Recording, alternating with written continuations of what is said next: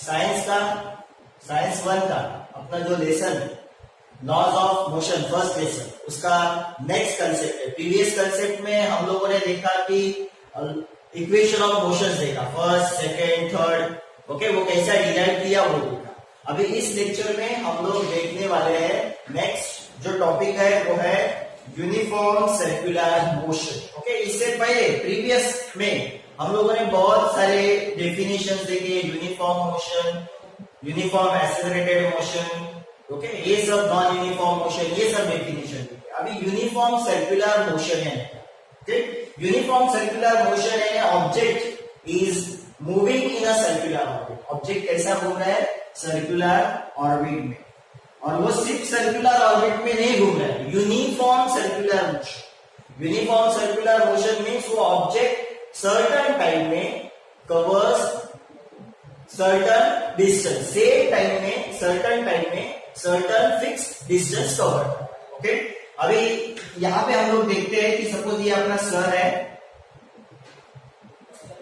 Okay, और ये अर्थ है, और सन के अराउंड सर्टेन स्पेसिफिक टाइम में घूमती है, या फिर मून अर्थ के अराउंड सर्टेन स्पेसिफिक टाइम में घूमता है। उसको ऐसा नहीं है कि एक रोटेशन कंप्लीट करने के लिए इस बार एक सर्टेन टाइम लगा, दूसरी बार और एक सर्टेन टाइम लगा, ऐसा नहीं।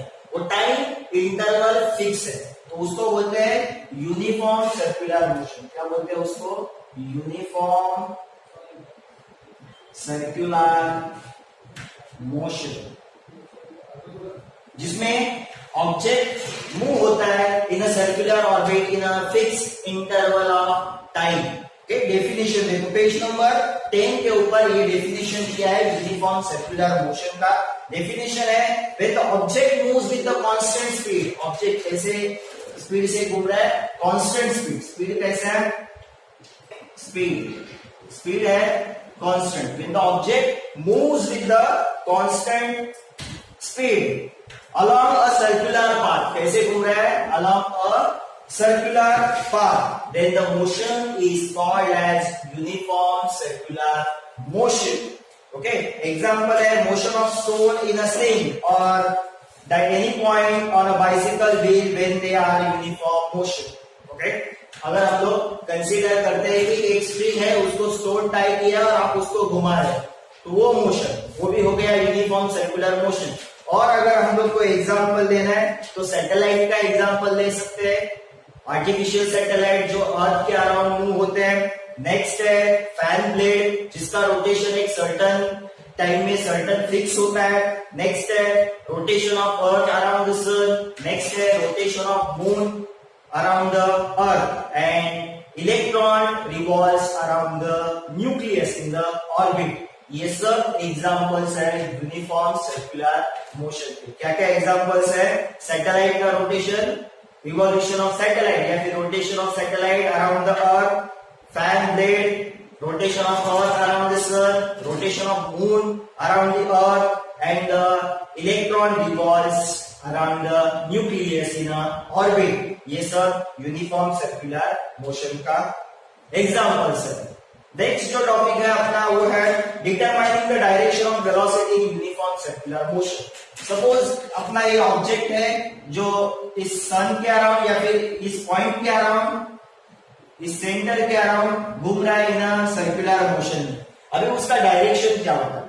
सपोज ऑब्जेक्ट इस डायरेक्शन में घूम रहा है ऐसे सर्कुलर ऑर्बिट में, जब ऑब्जेक्ट यहाँ पे ऐसे घूमते आएगा तो उसका डायरेक्शन देखो, डायरेक्शन ऐसा है, इस तरफ उसका डायरेक्शन है, इस तरफ। मगर वो क्या करता है? हर बार अपना डायरेक्शन चेंज करता है, इसके लिए वो कौन से मोशन में रहता है? Circular motion. अभी ऐसे आया, इधर आने के बाद उसका डायरेक्शन इधर होना चाहिए, मगर वो वहां पे अपना डायरेक्शन चेंज करता है, इसके लिए वो हमेशा सर्कुलर पाथ में रहता है। अगर उसका हम लोग डायरेक्शन देखेंगे तो क्या रहेगा? सर्टेन पॉइंट पे डायरेक्शन क्या रहेगा? वो रहेगा टेंजेंट रहेगा, tangent to that point. Okay, क्या दिया है देखो, द कॉइन विल थ्रोन। अभी सपोज उन्होंने वहां पे एग्जांपल दिया, ये कॉइन है जो घूम रहा है। ओके, टेक्स्ट बुक में आपको दिखेगा पेज नंबर 10 पर, वहां पे देखो कॉइन को रखा है उन्होंने ऐसे सर्कुलर पार्ट के ऊपर, जहां पे कॉइन उसके ऊपर से घूम रहा है। ओके, अगर वो घूमते घूमते अगर स्टार्ट किया उसने घूमना, तो एक सर्टन पाथ पे आने के बाद वो कॉइन अगर उसके साथ चिपका हुआ नहीं है तो क्या होगा, वो एक सर्टन डायरेक्शन में वो कॉइन आगे जाएगा। तो वो आगे जाने वाला जो डायरेक्शन है वो रहता है टेंजेंटियल डायरेक्शन। ओके, वहां पे वो 90 डिग्री का एंगल बनाता है। ओके, उसके बाद पेज नंबर 11 के ऊपर उन्होंने क्या दिया है, लास्ट 2 लाइन है उसमें, it means that the coin moves along the circular path, coin circular path में घूमेगा या फिर ऑब्जेक्ट सर्कुलर पाथ में घूमेगा। The direction of its motion is changing at every point. कब वो सर्कुलर पाथ में घूमता है, जब हर एक पॉइंट में उसका डायरेक्शन क्या होता है, चेंज होता है। इस जगह पे आने के बाद, ये सपोज एक कॉइन है, इस जगह पे आने के बाद उसका डायरेक्शन ऐसा होना चाहिए मगर वो डायरेक्शन चेंज करता है। यहाँ पे आने के बाद उसका डायरेक्शन ऐसा होना चाहिए मगर ये डायरेक्शन चेंज करता है। एवरी पॉइंट पे वो अपना डायरेक्शन चेंज करता है, इसके लिए वो सर्कुलर पाथ में, कोई भी ऑब्जेक्ट सर्कुलर पाथ में घूमता है। अगर वो डायरेक्शन चेंज नहीं करेगा, ये सेंटर है, यहां से एक ऑब्जेक्ट घूमता घूमता इधर आया। ओके, अभी यहां पे आने के बाद उसने ऐसा डायरेक्शन चेंज नहीं किया तो ऑब्जेक्ट कैसे जाएगा, ऐसा स्ट्रेट जाएगा, यानी टेंजेंट बनाएगा, वहां पे 90 डिग्री का एंगल बनाएगा, उसको बोलते हैं tangential path. Next page number 12, वहां पे नेक्स्ट अपना कंसेप्ट है न्यूटन्स लॉज ऑफ मोशन। अभी न्यूटन्स के कितने लॉज है, न्यूटन्स के टोटल 3 लॉज है। उसमें first Newton's law of motion, first law क्या कहता है, Newton's first law of motion. First law बताता है न्यूटन्स का इनर्शिया के बारे में, इसके बारे में बताता है inertia. Newton's first law explain the phenomena of inertia. अभी इनर्शिया क्या है, इससे पहले हम लोगों ने इनर्शिया के बारे में स्टडी किया है, तो यहाँ पे हम लोग देखते हैं कि इनर्शिया क्या है।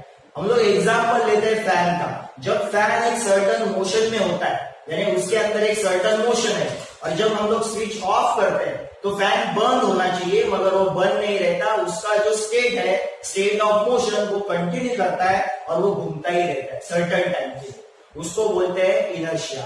या फिर एक सर्टन ऑब्जेक्ट है जिसको हम लोग फोर्स लगा रहे हैं मगर वो ऑब्जेक्ट मूव नहीं हो रहा है, तो उसको भी बोलते हैं इनर्शिया, उसको बोलते हैं इनर्शिया एट रेस्ट। वो ऑब्जेक्ट क्या है, रेस्ट, उसके ऊपर फोर्स लगा है मगर वो नेक्स्ट पोजीशन में नहीं आता या फिर मोशन में नहीं आता।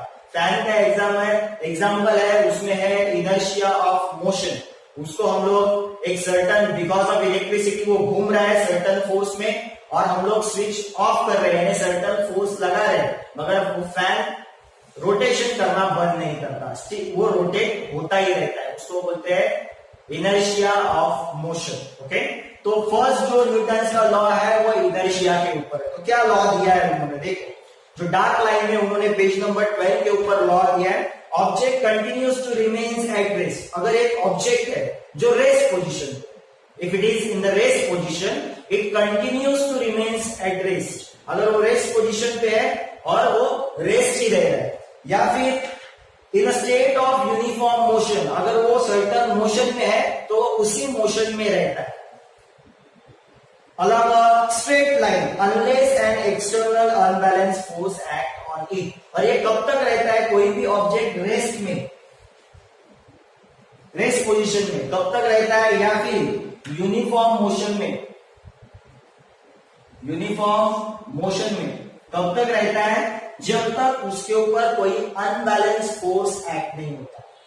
बैलेंस फोर्स एक्ट हो रहा है तो कुछ भी इफेक्ट नहीं होगा। तो यहाँ पे हम लोग एग्जांपल देते हैं टग ऑफ वॉर। ओके, रस्सी खींच जो रहती है उसमें एक साइड पे सर्टन पर्सन रहते हैं, अदर साइड पे सर्टन पर्सन रहते हैं। अगर दोनों का फोर्स इक्वल है, दोनों का फोर्स क्या है, इक्वल है, तो कुछ इसमें दिखेगा क्या, चेंजेस नहीं, वो वैसे ही रहेगा। अगर एक साइड में हम लोग ज्यादा पर्सन बढ़ाते हैं तो इस साइड का क्या होगा, फोर्स क्या होगा, इंक्रीज होगा। यानी कि यहाँ का फोर्स, पहले यहाँ का फोर्स एंड यहाँ का फोर्स, दोनों का फोर्स सेम था। ओके, तो वो हो गया बैलेंस फोर्स। तो आपको यहाँ पे कोई भी चेंजेस नहीं दिखेगा, वो रेस्ट में ही दिखेगा। ओके, अगर हम लोग यहाँ पे सर्टेन पर्सन बढ़ाते हैं, यानी फोर्स क्या किया हम लोगों ने, अनबैलेंस किया, तो हम लोग को यहाँ पे कुछ ना कुछ चेंजेस दिखेगा। ओके, तो ये आता है Newton's first law of motion में। तो फिर से देखो क्या डेफिनेशन दिया है या फिर क्या लॉ दिया है Newton's first law of motion. An object continues to remain at rest. Object continues to remain at rest or in a state of uniform motion along a straight line. Or in a state of uniform motion along a straight line. ये कब तक ये दोनों ऐसा रहते हैं, rest या फिर यूनिफॉर्म मोशन में, जब तक unless an external force acts on it, जब तक उसके ऊपर certain external force एक्ट नहीं होता। मगर कौन सा एक्सटर्नल फोर्स, बैलेंस नहीं, अनबैलेंस फोर्स, तभी वो अपना जो भी स्टेट है वो चेंज करेगा। अगर रेस्ट में है तो मोशन में आएगा, या फिर मोशन में है तो रेस्ट में आएगा। नेक्स्ट जो न्यूटन्स का सेकेंड लॉ है, सेकेंड लॉ ये फर्स्ट हो गया, नेक्स्ट है न्यूटन्स का सेकेंड लॉ। न्यूटन्स का सेकेंड लॉ बताता है मोमेंटम के बारे में, इसके बारे में बताता है मोमेंटम। अभी मोमेंटम क्या है, तो उससे पहले सेकेंड लॉ से पहले हम लोग मोमेंटम का डेफिनेशन देखेंगे।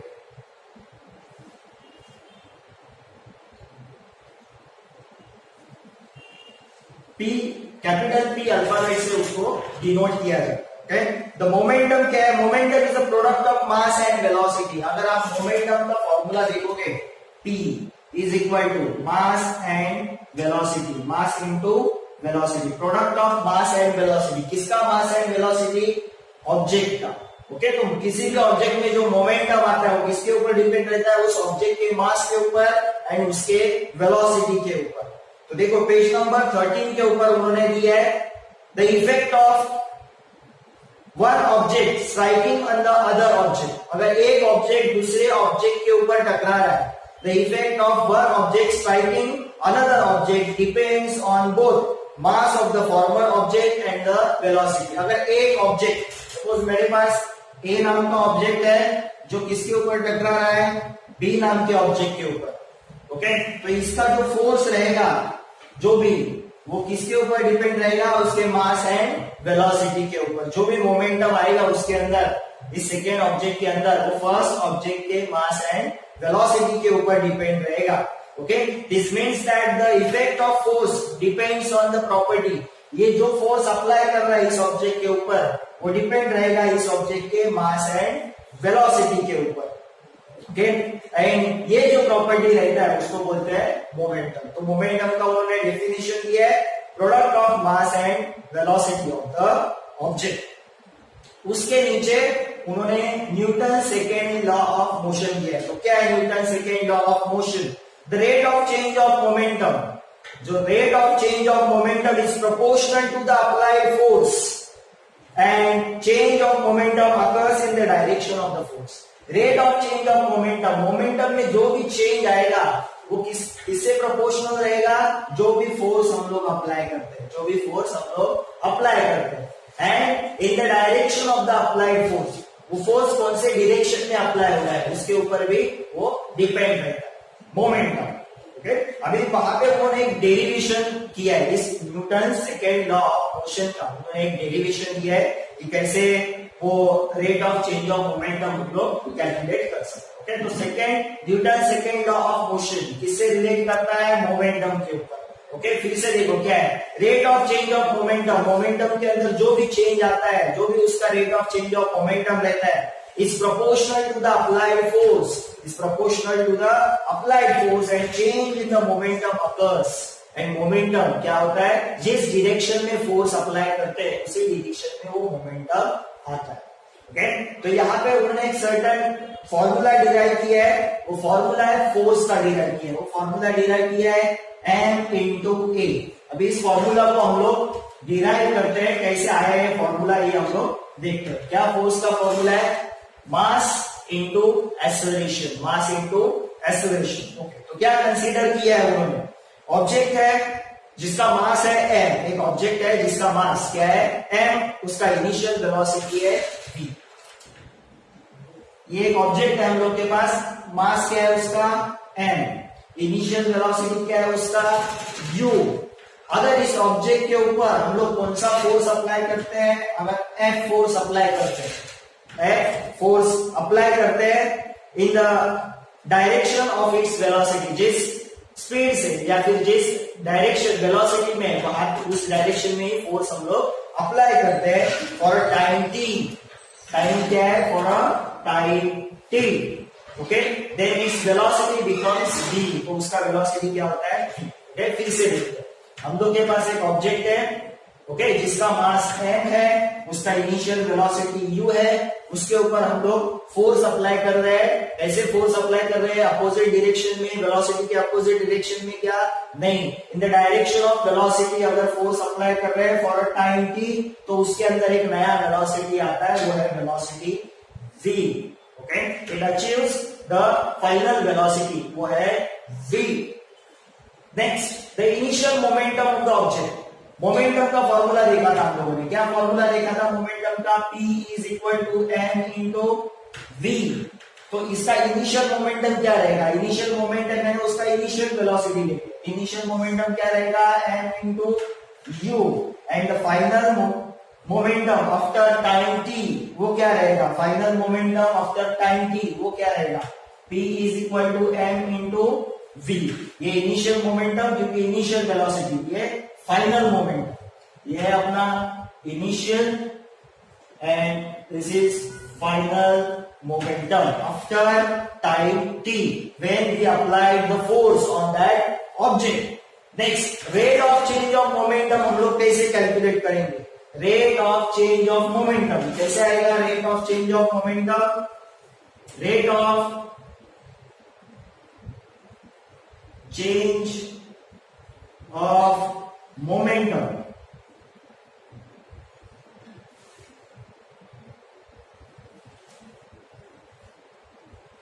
Rate of change of momentum आएगा final momentum minus initial momentum upon time. Final momentum क्या है अपना mv माइनस इनिशियल मोमेंटम क्या है mu अपॉन टाइम t। यहां पे आप देखोगे m कॉमन निकलेगा, v minus u upon t। हम लोगों ने देखा है एक्सेलरेशन का फॉर्मूला, वहां पे v minus you upon T क्या होता है, a होता है। ये किसका फॉर्मूला है, v minus you upon T, वो एक्सेलरेशन का फॉर्मूला है, यानी यहाँ पे हम लोगों ने क्या डाला a।